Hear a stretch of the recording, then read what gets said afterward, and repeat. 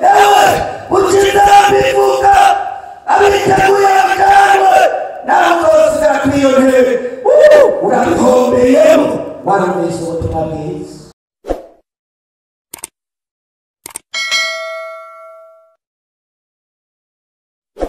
Nurukundo rwinshi Imana itugiriye kuronka umwanya mwiza nk'uyu wo gusangira amajambo y'Imana muri iki gihe cy'iherezo, kuko amajambo y'Imana arakenewe, kuko ni indya turiko turya mu gihe c'amagodoka.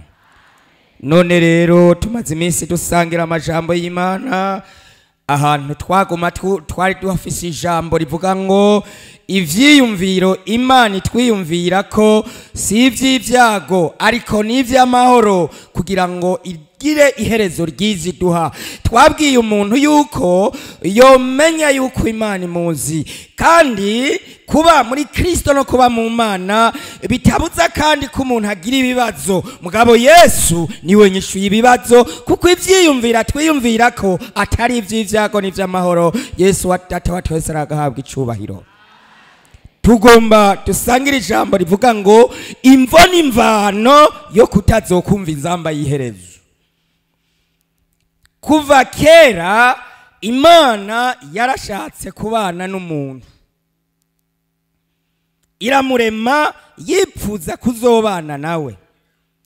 Umuntu ntiyavyemeye acaja mu vyaha. Nta kimana itakoze, igerageza kumutunganya, igerageza kumuhingura yononekaye, ibaga ibitungwa, iramwambika icyaha cyamukuyeko ubwiza, imusubiza ubwiza, umuntu asubira kuba umuntu, ariko akamuntu nikaheze acasubira mu vyaha. Imana yarungitse abahanuzi kugira ngo abo bahanurira umuntu arushirize guhinguka, kugira ngo Imana igumane imigenderanire n'umuntu kandi izobane nawe. Abahanuzi umuntu yarushirije gutera gorana cyane, gushikaho Imana yarungitse umwana wayo Yesu Kristo. Nawe nyene ntibamwakiriye.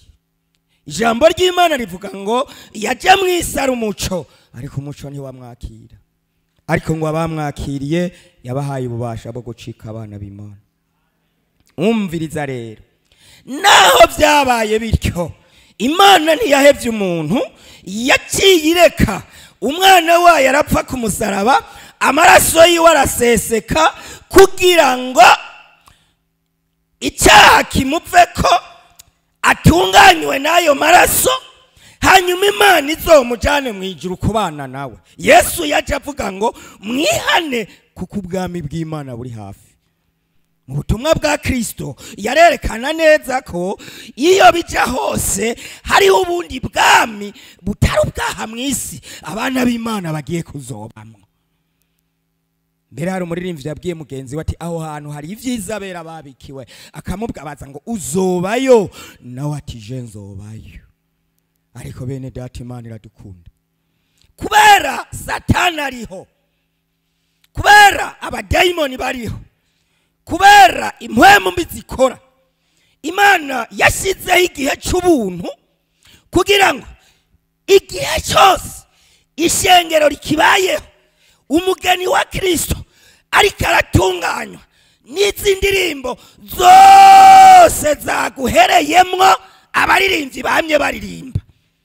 Umugeni imisi yose azomara ariko aratunganywa, n'ayo majambo yose agenda aravurwa muri iyo misi yose, kubera Satani afise abadayimoni nabo kandi bariho, nawe nyene ariho.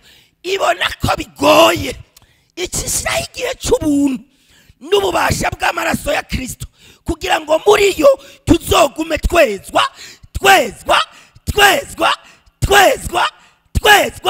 turwana na Satani tweza, hanyuma inzamba izovuge umugeni wa Yesu Kristo yatunganijwe, duce tuja gusanganira umwami Yesu mu bicu. Umviriza rero, inzamba y'Imana mutahure mwese kwizovuga, kandi ubu butumwa abari hariya mu mazu, abari mu miduga, abari mu ruzi hariya hasi,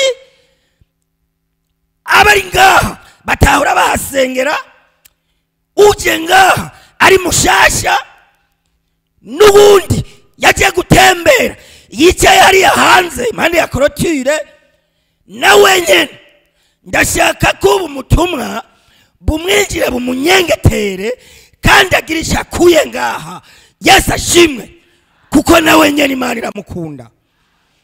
Hakaba hari umukozi atagiye mu rusengero, ari hirya hariya muri quartier, ari karanyumva, yaba ari karateka, yaba ari karamesura, yaba ari kararaba umwana, icyo ari karakora cyose ngomba ubutumwa bumushikire. Icyatumye Imana itakugira igipfamatwi no kugira ngo aya majambo uyumve, kuko nawe Imana irashaka kuzobana nawe mu bwami budashira mu ijuru. Ndababajwe n'abantu batazumva inzamba kandi vyari bikwiye ko tuyumva. Ndababajwe no kuba indirimbo zararirimbwa, ubutumwa bukavurwa, mu maradiyo bukavurwa, mu mupfuko wawe ukagenda nikibuvuga ariko ntubwumve, mu miduga ugenda wumva buvurwa indirimbo ziririmba mugabo ntubwumve. Ndababajwe n'abantu bari mu rusengero bashobora kuzosigara inzamba ikavuga, umugeni wa Yesu akaduzwa, abera bakaduzwa, mugabo ntaduzwe agasigara. Birababaje kuba warakora Imana, waravuze ubutumwa nka jewe, ukabirinda ugumba nk'iyi, ugacumukura nk'uko, mugabo ntuzohembebwe ibyo wakoze. Umuntu agakora nka Yuda agatahira zero. Imana idufashe. Ubu butumwa buriho rero kugira ngo umuntu ahindurwe azoje mu ijuru. Haleluya. Ubu butumwa buriho kugira ngo umuntu yononekaye asubire en forme, amere neza, azoje mu ijuru. Yesu Imana iradukunda. Ubu butumwa rero buriho kugira ngo umuntu naho yoba yarabaye ruhebwa ahindurwe n'Imana. Ariko mugabo hariho abantu batazumva inzamba hegiriye kuvugira. Bibiliya kandi iravyemeza. Bibiliya iravyemeza. Yesu yavuze ngo nkuko vyari mu minsi ya Nowa niko bizoba kubiki gihe. Ngo bararya, baranywa, bararongora, barashingira, barashingitsa kugeza umunsi imvura yaguye. Hari abantu batarabitahura, ngo bagiye kubitahura umuzuruje bayicuza bati tukabimenya twari kumva ubutumwa bwa Nowa. Ijambo ry'Imana mu cete ca mbere Paul yandikiye abitesalonike igice ca 4 ku murongo wa 16 ko havuga, haratubwira neza ko inzamba y'Imana izovuga. Mushishikare ko hari abato hasome, haratubwira neza ko inzamba y'Imana izovuga. Hari abantu bavuga ngo tuzokwama muri iyi si. Oyaye, yaba twakwamye muri iyi si akagakiza ntikari kubaho, ntaco Imana yari kubironderako. Tuzohava twimuka aha turiko twitegura kugenda abanya kugira Imana.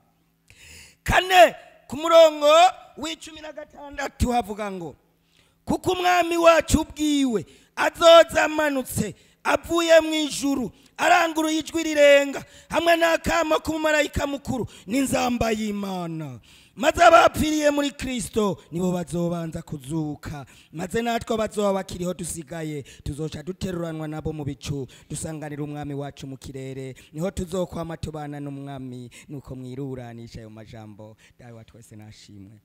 Ni jambo Paulo yabwiye abantu b'Itesalonike batatahura ivy'ukuza kwa Yesu, bakekeranya ivy'ukuza kwa ivy'ibihe vy'iherezo, ntibabitahura. Ariko nanje ngomba ndabigutahuze nkuko Paulo yabitahuje ab'Itesalonike. Icya mbere na mbere umenye kuzopfa. Hari abantu babayeho batibaza ko bazopfa. Tuzopfa. Ivyo bakufina barebare bato n'abakuzi bamenye ko igifisi ntango kikiri herezo. Mes frères et sœurs, harabazicwa n'ingwara, harabazicwa n'impanuka, harabazicwa n'ivyo bikwegeye, abazicwa n'ubusaza bapfe bipfiriye mugabo iherezo nugupfa. Umuntu umwe ngo yasezeranye n'urupfu arubwira ati mbere rero warupfuwe, ndazi ko ukunda gutwara abantu, igihe uzoza kuntora ndagomba uzonteguze nitegure hamunjane. Urupfu ruti nzoguteguze. Bukeye ashiragwara aja mu bitaro baramuvura arakira arataha. Bukeye yongera arafatwa ararwara asubira mu bitaro baramuvura arakira arataha. Bukeye asubira mu bitaro bakiriko baramuvura umuntu bari baryamanye arwaye acarapfa apfabona. Hanyuma mugabo we baramuvura arakira arataha. Bukeye urupfu ruraza rero ruti ahanje kugutora nawe atoya nitwavuganye kuzonteguza nkitegura. Urupfu ruti none hamwe wamara iminsi mu bitaro ajya we ntiwabona ko ndiko ndaguteguza, na wa wundi munsi wasubirayo we ntiwabona ko nariko ndaguteguza. Wa munsi waja mu bitaro umuntu agapfa ubona bagatera indirimbo baririmba bamujana ubona hajya ntiwabona ko nawe ushobora kumukurikira. Atanje kugutora singusiga kuko naguhaye integuza zitatu.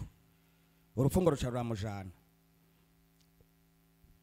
Ijambo ry'Imana rivuga ngo twese tuzopfa tumeze nk'amazi aseseka ntayorwe. Umviriza abantu bafise amahera menshi mumenye ko tuzopfa. Ababa hejuru ku nivo ya gatanu wibaze ko hashobora kuzanya mugigima ukavariya hejuru ugashika hasi urubududu. Mumenye neza yuko tuzopfa. Hanyuma rero dupfuye Paulo yabwiye abantu b'i Tesalonike ati nzamba y'Imana niyavuga abapfiriye muri Kristo abo nibo bambere bazotangura kuzuka. Ndashima ijambo ry'Imana rivuga ngo hahirwa abapfa bapfira mu mwami. Yemwe ntimutinye ko mvuze ngo muzopfa. Ndazi hoza n'umuntu akavuga ati mwese ngira ndabice, ndazi twoca twiruka tugahunga naje sinosigara ngaha. Mugabo ijambo ry'Imana rivuga ngo hahirwa abapfa bapfira mu mwami. Nimutinye gupfa, oya mutinye gupfa upfiriye mu byaha ukazoja hariya kwa Satani, ariko dupfe nk'abariko barimuka bagenda mu ijuru. Umurimbi yavuze ngo uyu mubiri nambaye siwo nzambara mu ijuru, nzohava nambara ubwiza bwa Yesu. Kubera turonke umubiri wo kutapfa wo kutabora dutegezwa kubanza guca mu rupfu. Kugira rero abapfiriye muri Kristo bazuke nkuko Paulo yabivuze, nuko azobanza kuba akamo k'inzamba y'iherezo. Hazobanza kubaho akamo k'inzamba y'iherezo. Ibyo ndazi murabizi, ibyo ndazi mwaravyigishijwe no mu nyigisho zitegura kubatizwa twaravyigishijwe yuko inzamba izovuga ishengero ry'Imana rigataha.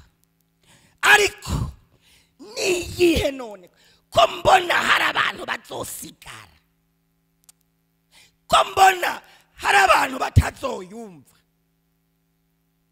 ko mbona hari abantu bazicuza inzamba ivuze, ko mbona hari abantu bazogira amagorwa inzamba ivuze. Bibiliya mu byahishuriwe Yohana iravyerekana ivuga ngo abantu b'abanyenkomezi abashizwe hejuru, abantu banini banini ngo bazoboneka muri iyo minsi y'ibihe by'iherezo binyegeza mu bitandara bavuga ngo gitandara numpisha inyonga ziriyira ikiraza. Ibitandara biti reka reka reka nagenda go. Ko mbona hari abantu batazumva inzamba kandi barabaye mu ishengero, ko mbona hari abantu batazumva inzamba baratanze ibigira 10 byinshi ko mbona hari abantu batazumva inzamba bararirimbye indirimbo nyinshi, ko mbona hari abantu batazumva inzamba barafashije abagowe benshi, ko mbona hari abantu batazumva inzamba baravuze ubutumwa bagasarara, ko mbona hari abantu batazumva inzamba bari mpaye amaguru mu bikorwa by'Imana. Ko mbona hari abantu batazumva inzamba ubutumwa bwaravuzwe ariko ntibabwumvirize, ko mbona hari abantu batazumva inzamba. Wambaza uti kuki none? Turabe imvo n'imvano yo kutazumva inzamba kandi abantu barabaye imbere y'ubutumwa bwiza. Ubwa mbere barakijijwe ariko ntibubaka kuri Kristo, kandi bari mu ishengero. Byagenze gute none ibyo bintu? Yavuye iyo ruguru mu ntara za ruguru azino aje gukora akazi, acasanga shebuja na inabuja barakijijwe. Acabona ko nibikunda ko aho hantu azosaba adasengeye hamwe nabo. Acafata ingingo yo kuzarajana nabo no kubakurikira mu byo gusenga hari abasengera. Mugabe ikibazo ntiyigeze abikora bizananye mu muhamagaro, oya yabikoze mu mvo yo guca amafaranga. Kandi azibizoshikira aho hantu kahava ufise umugambi wuko ivyo gukizwa uzoca ubivamwo. Ariko ukiri aho hantu utarabivamwo, utarahava, kandi inzamba iciyivuga. Kubera rero tutazi umunsi n'isaha, tudafise iminota, idafise porogaramu, kubera icyo inzamba igacivuga igasanga uyo muntu yaje mu ishengero kuko nyinabo ari yasengera, yaje mu ishengero kubera se wabo ari yasengera, yaje mu ishengero kubera yabonye aho hantu hubatse neza, yaje mu ishengero kubera yabonye aho hantu hasengera abantu benshi hafise amateka, yaje mu ishengero kubera yabonye y'abantu ashobora kugenda arasegasega, nsaidia, mfasha, naraye ubusa, singira umunyu, singira ibiharage, ntabara, ngirira neza, mfasha. Yaje mu ishengero kubera yagiye gupangira umuntu asanga uyo muntu arakijijwe nuwaha mu rusengero, aca yiyumvira ati kugira ngo azomfate neza ndi umupangayi wiwe, ibiri vyiza nuko noza gusengera yasengera hama cangira kwa gatima keza azomfate neza mu rupangu, naho nzoteba kuronka amahera yo kuriha nzomubwira nti ndobishyira mu maraso ya Yesu, hanyuma aca barandetse.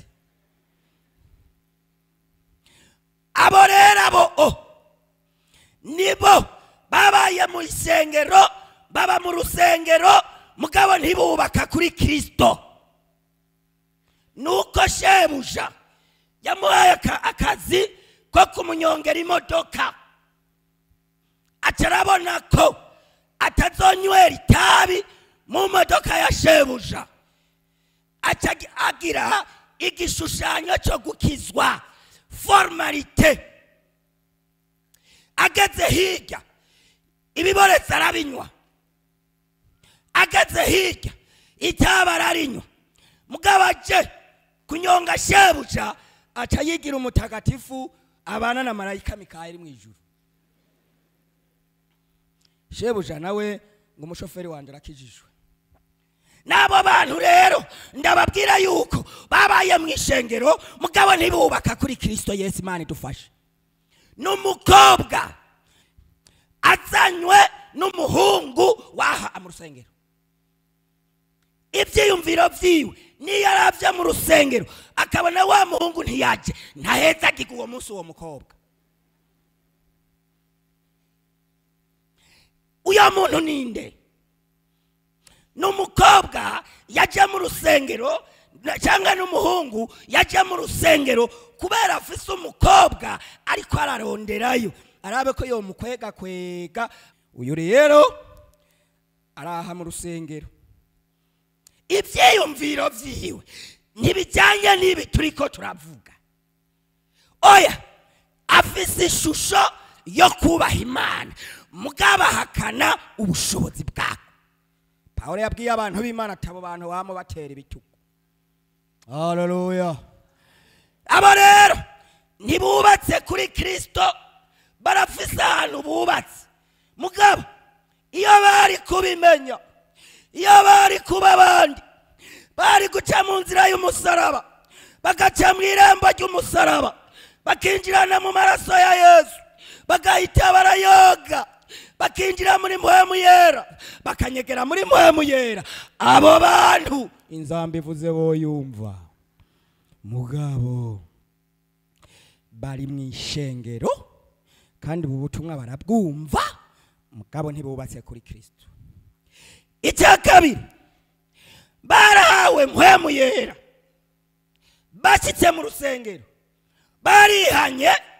Aba bantu batazumva inzamba barihanye sawa sawa bimwe vya Bibiliya, baratura baratunganya neza sawa sawa bimwe vya Bibiliya, kandi barahawe mpwemu yera nk'abandi bose. Mugabo ikibazo cyabaye mu nyuma, bahemukiye mpwemu yera, barahinduka bene abo bantu barakoze ibyaha.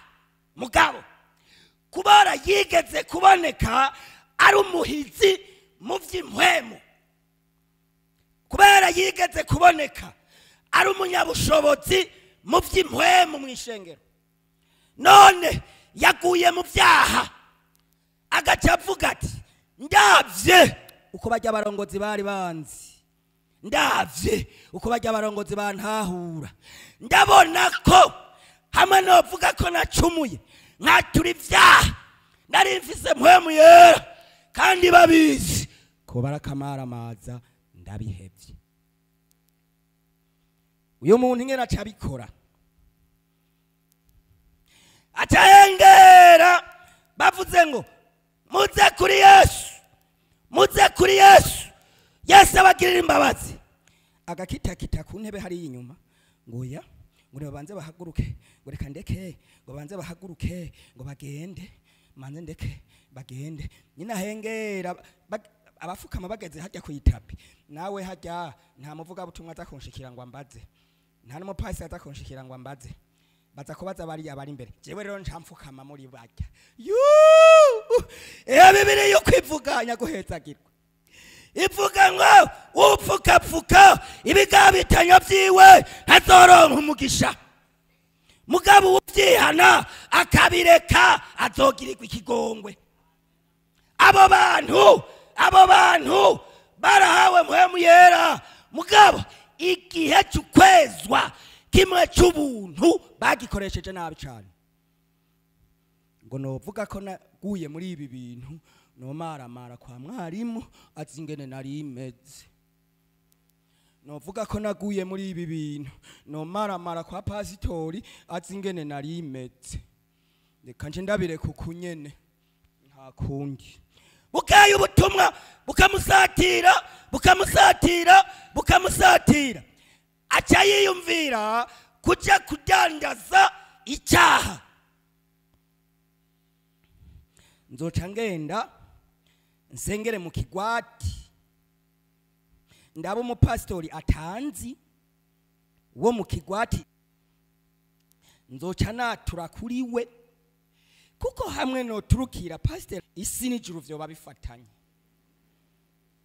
Agaca vino agakubita umuyebe no mu buterere Kigwati n'ubu no ngaha hari abantu baje kuri iyo misiyo bakuye ibyaha, hari abasengera babizanye ngaha baje kuri iyo misiyo.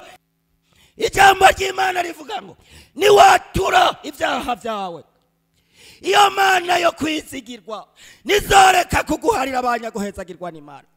Dawidi yatembagaye imbere ya Natani ariko ararira Imana ati ngirira ikigongwe Mana kubwisinzi ry'imbabazi zawe usibanganye ibicumuro byanje kuko ni wewe nacumuye ko Mana. Ariko kandi ivyo vyabaye kugira ngo biboneke kugororotse ni wavuga kandi ushaka kumenya ukuri kubwira mu mutima w'umuntu ati rega Mana nabumbanye ukugabitanya mu vyaha ni habavyeyi banje bambyariye mugabo unyezesheje bunanje ndera. Imvo n'imvano yo kutazumva inzamba yiherezo kandi wari mu rusengero. Umwana w'icyangazi yavuze ati jewe ari ugupfa ari ugukira ngiye kwa data, sinja kwa sogokuru, sinja kwa data wacu, sinja kwa papa muto ntuzenye kwa mama mutoya, sinja kwa marume, ngiye kwa data. Ninashikayo ingingo n'ukwatura ndamubwire nti data naracumuye ku Mana yo mwijuru, naracumuye no kuri wewe, singikwiye kwitwa umwana wawe, ndasavye mba umushumba ngume ndumuja kuko yamaze kuza mu buja bw'icyaha yarasigaye ari mu ngorane zikomeye cyane. Se amubonye niyaruye ivyo yononye, niyaruye amakosa, yavuze ati mwana wanje wari warapfuye none urazutse. Haleluya! Wari warahavye none urahabutse. Ndaguhariye ndakugiriye imbabazi, narinze gukontorera ibyo wakoze, narinze gufata ordinateri, narinze gufata inyabwonko, ndi Imana y'imbabazi. Hariya simeze nk'abantu kuko abantu baraharira bakisigariza, bagaharira bakagira reserve, bagaharira bakagira ibyo babitse, bukeye ukumva avuga ngo sha uransubiriye n'ibyo wangiriye. Ariko iyo Mana ihariye iraharira ntimeze nk'abantu. Enda kuri iyo soko yawe aho wiruka udandaza ibyaha, emera kabi urakuze.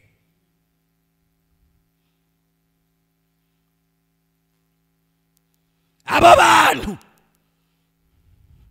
kubera yakoze ibyaha ari mwishengero, yaciye agenda mu nziwe arapfukama ngo hama rero Mana ngurabizi ko ndi umunyabyaha, ngo ndacumura kenshi Mana, naragucumuye ko byinshi, urabona ko natwaye n'inda nkayikorora Mana, ngirira ikigongwe Mana, mparira Mana, mbabarira data, nyeza mu maraso yawe, urakoze Mana, mu izina rya Yesu Kristo, amina.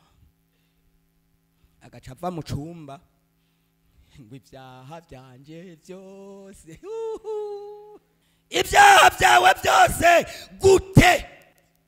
Iyo mpwemu nayo, iyo mpwemu yo kunyegeza nayo, iyo mpwemu iri muri wewe yo guhamba nayo, kandi uri mu rusengero, ewe buca inzamba ivuga abiteguye bajanwe, nawe uzosigara kuri iyo ntebe urabihombeyemwo.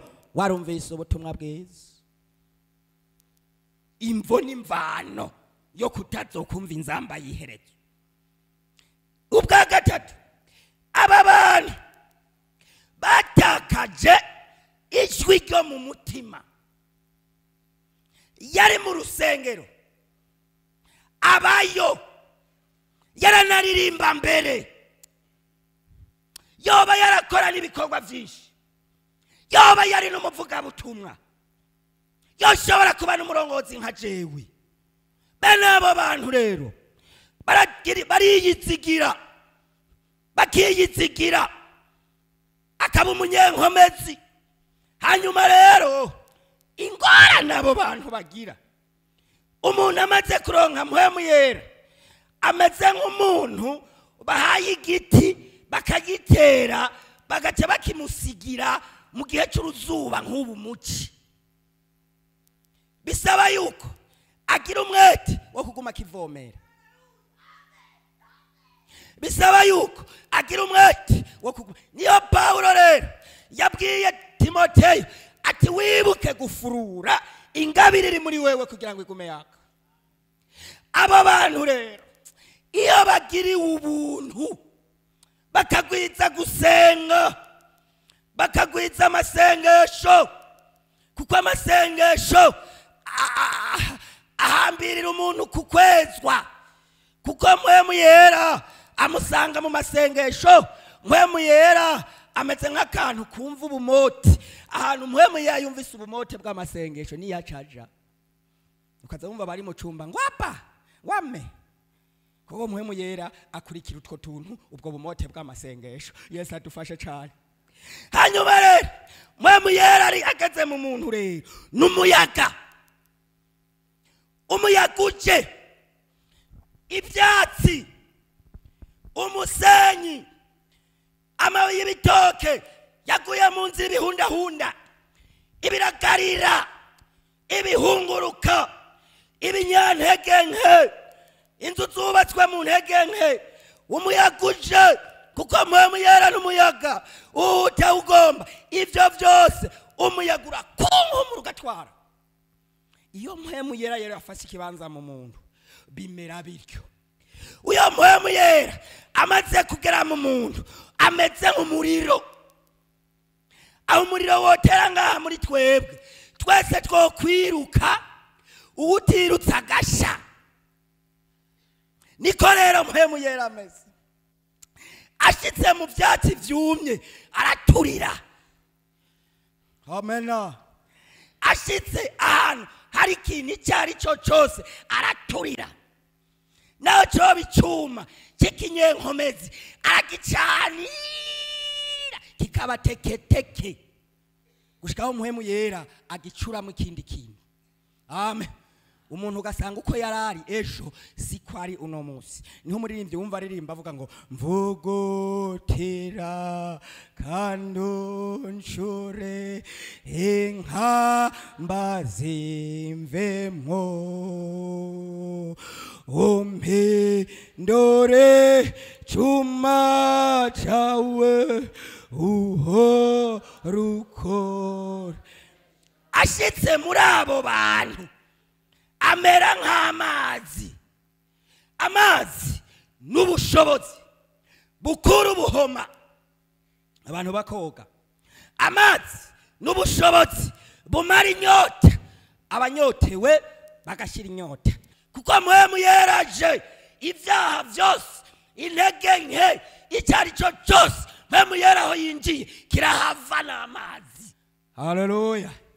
Abo bantu rero iyo batakaje ivyo bintu, kuko mpwemu yera agendana nabo kenshi, hanyuma nabo nyene kubera yuko batakaje inkomezi zo gusenga, harageze igihe mpwemu yera arabura icicaro, arabura ikibanza ciza kwabo bantu, arahava arabaheba. Ijwi ryo mu mutima rero ricarihera. Niho rero ubutumwa bwiza buvurwa. Umuntu ari mu rusengero akarinda ataha atumvise ikintu na kimwe cyo kumufasha cyo mu buryo bw'impwemu. Niho rero ubutumwa bwiza buvurwa. Umuntu akamara amezi 6 mu rusengero atigeze yumva akantu kamuzana ngo kamushikane kuri yitapa apfukame yicuze ku byamugoye. Ukiyumvira ko ari umumarayika, ukiyumvira ko ari umuserafu wo muntu, ukiyumvira ko ari umukerubi uwo muntu. Ivyo bintu biragoye. Bene abo bantu rero avuga ati jewe none ndi ntuze mfukame, ndi ntuze. Bafise impwemu rero imwe ya Nikodemu. Avuga ati je nzogenda kuri Yesu mwijoro, tuzovuganira nawe mwijoro. Ubwa kane birababaje. Hari abantu rero twicaranye nga mugabo bahari mu buryo bw'ikirori, bamwe ngabariya bariya hanze, abandi bari hariya hirya, abandi na mu rusengero baje kare wo babona, abandi ngabariya. Aba bantu baje mu rusengero mu buryo bw'ikirori. Uyu munsi nsengera mu Nyakabiga mfate soroti, mbe ndaheze umunsi ni wahera hama ntahe. Aba bantu nuba inzamba yovuga muri aka kanya nyene, abandi baratuzwa nawe usigare. Ewe wa mubabaro gusigaraho umunsi mukuru wabereye ugasigara uranura abandi bagiye. Aba bantu rero ndiko ndababarira bo nubu bari ngaha. Umva ndagutangarize mwene data, egome waje gutembera, egome waje guheza umunsi ni vyiza, egome waje kuruhukira ahantu kuko wabuze ikindi wokora. Uriya nawe yazananye n'umugenzi asengera ngaha, mugabo ivyiyumviro vyo kwihana ntavyo yarafise. Mwene data umviriza iri jambo ni iryawe. Mwene data umviriza ubuhanuzi n'ubwawe. Mwene data umviriza ubutumwa n'ubwawe. Ntibikwiye ko wosigara, kandi igihe cyo kwihana cyarabayeho. Yesu Kristo aracyakurondera, aracyagukunda. Mu gusozera, abandi sozererako n'abantu bababaje cyane. Dusome mu gitabo cy'Abaheburayo igice cya 12 ku murongo wa mbere.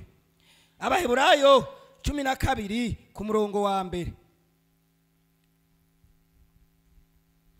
havuga ngo, nuko natwe ko dukikijwe n'igipfungu cy'ibyabona kingana gityo, twiyambure ibituremera byose n'icyaha gikunda kutwizingira ko vuba, dusiganirwa ibyo twashyizwe imbere twihanganye, dutumbere Yesu wenyene kuri we nyanduruko yo kwizera. hano yasozereye uwo kumunezero yashyizwe imbere, yihanganiye umusaraba, ntiyagira ikindi soni zabo, atangira uburyo bw'Imana. N'abantu rero barihanye, baratura, mugabo barabura ubushobozi. Icyo babuze mu byamwa bya mpwemu yera, babuze ukwihangana. Nicyo gituma weza kuririmba washika muhira ishavu. Bibiliya yavuze ngo mu Banyefeso ngo nimwaraka ntibibakoreshe icaha, kandi ntuturenze umunsi ukiratse. Ishavu waragihanye, kuwa mbere uragihana, kuwa kabiri uragihana, kuwa gatatu uragihana, kuwa gatanu uragihana, kuva mu kwezi kwa mbere ugihana, n'ubu uracyagihana. Saba Imana iguha inkomezi zo kwihangana. Bene abo bantu buzuye ngaha mu rusengero, agasembwa, akarabaga, akaha gatoya kazotuma umuntu atumva inzamba. Waba uri hanze, waba uri ngaha mu rusengero, uvyumve neza, kwako kantu gato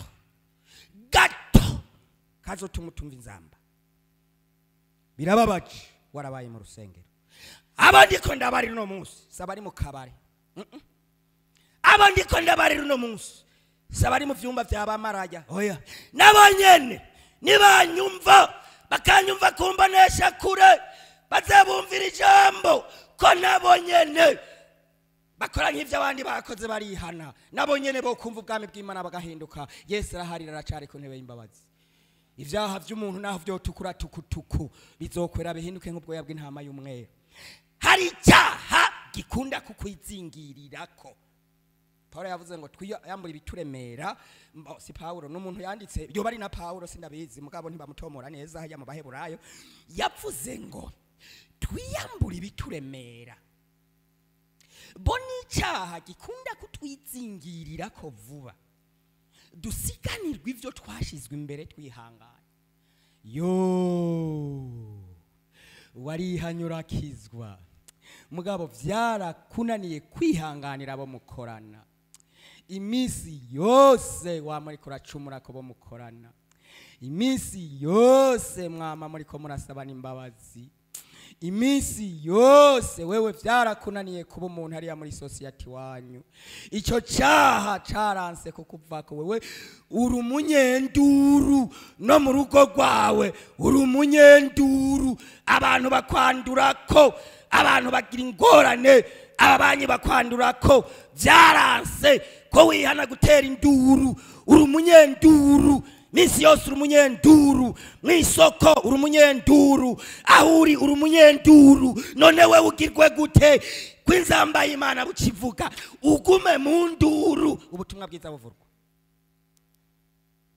wewe nta kuri kuba mu kanwa kawe, kandi ico cyaha kikwizingirirako kenshi.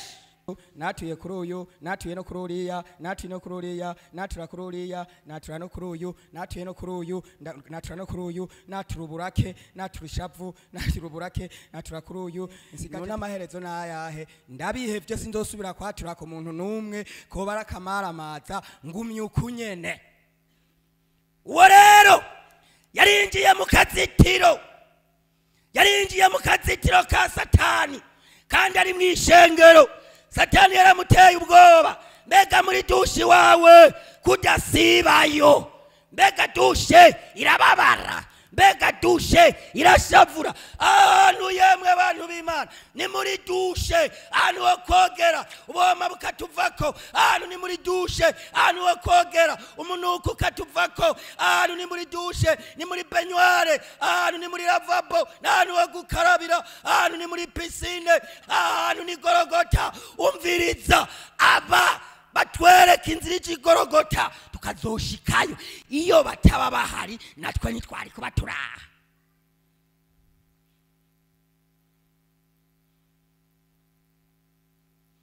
Icyaha gikunda kukwizigirirako, iki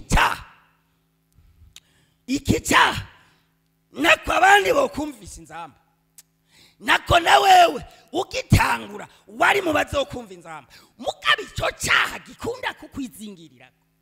Umviza rero mwagwaruka, twiyuhagire ibyifuzo by'umubiri, kuko ijambo ry'Imana rivuga ngo uwihaye ukwipfuza abapfuye ahagaze.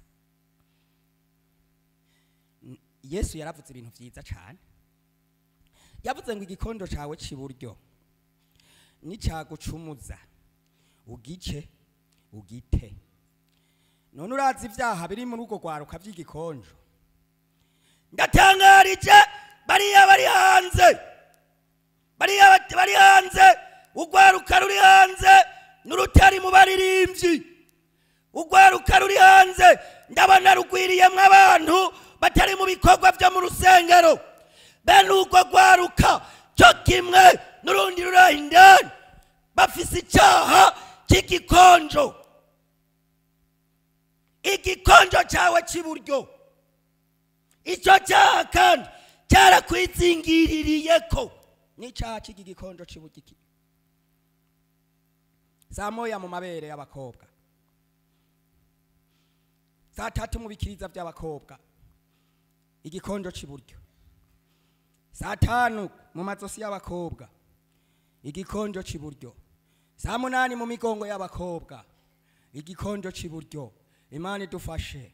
Umukobwa nawe nyene mu mabere y'umuhungu, mu mikondo y'abahungu, igikonjo cy'iburyo. Yesu yaraciye urubanza rw'ibyo bintu, yavuze ati icyo gikonjo cy'iburyo, icyo gikonjo cy'iburyo wa mwana,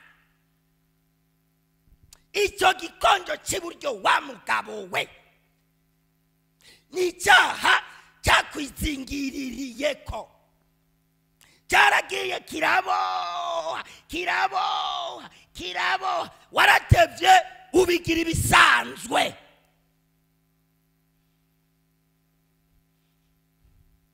Ndagutangarije amagorwa mu gihe cy'iherezo. Ivyo genda gute ko woba umwizigirwa ku kazi iwawe mu biro, ukaba umu administratif mu biro, kubera ibiro vyawe bigwiriyemwo ibitsina gore canke harimwo igitsina gore, hajya ahantu wajejwe wizigiweko.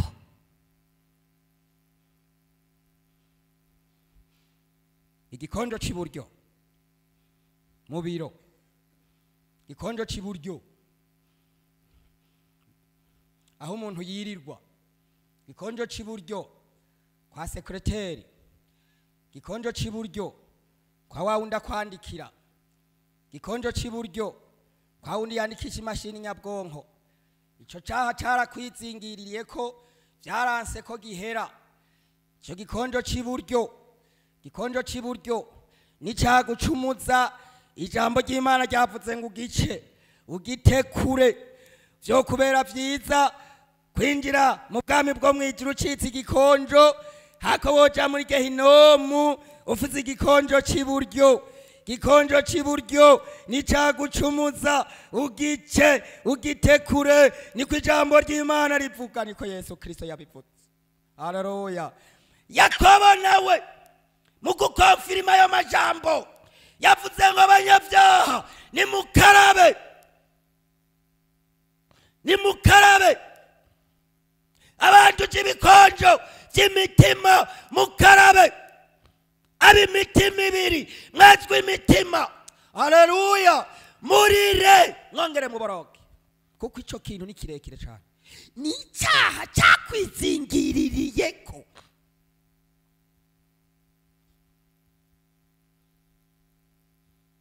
Ngiyo mvona imvano rero abantu batazokumva inzamba y'iherezo, ngiyo mvona imvano abantu batazokumva inzamba y'iherezo. Kandi rero ijambo ry'Imana rivuga ngo murondere Uhoraho bigishoboka ko abona, mumwambaze akiri hafi. Umunyabyaha areka inzira yiwe y'ibyaha agaruke kuhoraho, kuko akunda guharira kandi aramugirira imbabazi. Mu gihe cya Nowa ubutumwa bwiza bwavurwa gutya nyene, abantu ngo nibisanzwe, abantu ngo nibisanzwe. Ubutumwa bwiza bugahanura, Nowa akavuga terega mw'abantu imvura izogwa, abantu ngwizogwa he. Buhoro buhoro bagiye babonigwa, bazababona ubwato buriko buraduga ku mazi. Ejo mu gitondo ishengero rya Kristo buca riduga hejuru y'ivyago bizosigara mw'isi, nk'uko ubwato bwa Nowa bwareremba hejuru y'ivyago biriko biraba ku bantu mw'isi. Imana idufashe kandi ugiye imbabazi. Nowa Imana iramubarira ati hunga Nowa, winjire mu bwato, uhungane n'ibintu, uhungane n'ivyo uzorya, uhungane n'ivyawe, uhungane n'abantu bawe, uhungane n'amatungo, ubitse n'ubutunzi bwawe yo mwijuru. Bitse ubutunzi mwijuru, kuko inzamba bucivuga tuzobisangayo. Amen. Ivyiwawe nivyo ukoreye mw'Imana, ivyiwawe nivyo ukoreye mw'Imana, ivyo ubitse navyo nivyo abazosigara, mugabo si ivyiwawe. Naho bazosigara baravyica nabi, basigaye baravyonona barya abahungu bawe, basigaye barabijyaniramwe babipikaniramwe ingumu. Ivyiwawe n'utuntu uri kurahungana mwijuru mu gukorera Imana. Bitse ubutunzi bwawe mwijuru, aho inyenzi n'ingese bitazoshika. Hari abaririmbyi bavuze ngo ntubitse ubutunzi bwawe yo mwijuru, hoho niwamara gupfa uzogenda ubukurikira, ntuzongera gupfa ukundi ngo usiga ubutunzi bwawe.